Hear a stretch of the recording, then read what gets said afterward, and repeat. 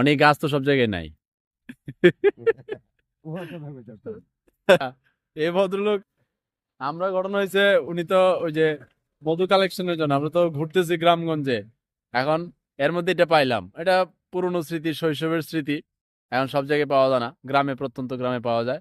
এখন উনি ওনার ব্যাখ্যা দিছে।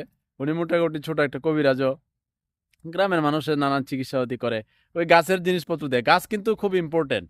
আপনি বাংলাদেশের, পৃথিবীর ওষুধপত্র জানে, বাংলাদেশের অনেক ওষুধপত্র কিন্তু গাছ গাছালির ব্যাপারটা খুব ইম্পর্টেন্ট। গাছ কালেকশন করে এর নানান মেডিসিন টেডিসিন দিয়ে পরে কিন্তু ব্যবসা বাণিজ্য হয়। এর মধ্যে এটা উনি বললো আর কি, আমি এগুলোতে না, যদি ভুল হয়ে থাকে উনি বলবে।